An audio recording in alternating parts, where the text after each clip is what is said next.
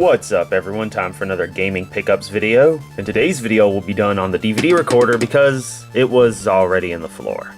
Anyway, starting off we have a couple of pickups from early January. For the 7800 we have Karateka and Robotron 2084. Karateka is of course the classic karate game with a really in-depth control scheme. It actually makes the game somewhat difficult, but I feel like if I got used to it it'd be pretty fun. And Robotron is the classic twin-stick shooter that works well on the 7800. Really good port. Plug in two Atari 2600 joysticks, have at it. Real great. Next up, recent pickups for the 2600, we have Wizard of War. Classic combat-ish maze game. It's a pretty fun little game. Definitely worth picking up if you see it. Got Sky Jinx by Activision. I haven't played this before, either emulated or anything at all, but being an Activision title, I'd imagine it's pretty fun. They were good at making games back in the Atari day. And Revenge of the Beefsteak Tomatoes, which I don't really know anything about. I just know that I find these Fox games rather, best way I can say it is charming, and while the cartridge itself may look like it's been through shit, the game itself probably is fun for at least a little while, so definitely worth picking up. It's at least somewhat rare.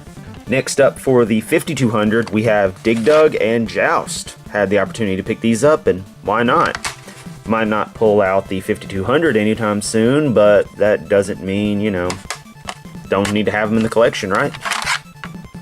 No controller overlays, but it's all good. And lastly, for the more recent consoles, we have Halo Combat Evolved and Halo 2, which I did not have my own copies of before. Now I do. No, of note with Halo and Halo 2, they've come with the manuals and, of course, the game disc, so everything's in pretty good shape. It's nice, complete boxes. Same thing with Brothers in Arms Road to Hill 30. Played this on the PlayStation 2, absolutely loved it. Probably been about a decade, so I'm definitely wanting to go through it again. And it does have its manual and the mini poster that came with it, so that's pretty boss. Next up for the PS2, we have Hitman 2, a game I picked up in 2003 for the PC and absolutely loved. Once again, it has the manual and, of course, the game disc. You have Call of Duty 3. It'll be fun to play. Definitely worth it. No manual. It's in an old Blockbuster rental case, but game's there, so it's all good. And Metal Gear Solid 2, Sons of Liberty. A game that back in the day I actually didn't enjoy because I just couldn't get used to how it controlled. I didn't have a PS2 at the time. My friends had just gotten it. It was new, and I was just like, I don't get this. So maybe now it'll be a good time to get to it and slowly work through the post-Metal Gear Solid games. Lastly, we've got MechAssault for the original Xbox. And it came with its manual. It's Platinum Hits, but still manual. Good game disc in solid shape. The reason this one is last is my girlfriend actually got it for me for my birthday in Goodwill's Bargain Barn of all things. We're fond of thrifting, hunting for stuff for cheap, and she saw it in there, picked it up, and was like, he'll enjoy this. Luckily, I didn't have a copy because, again, even though I really like the original Xbox, I don't actually have too many games. A lot of people would wonder what was the total cost of all this stuff. Meh. I don't even remember, honestly.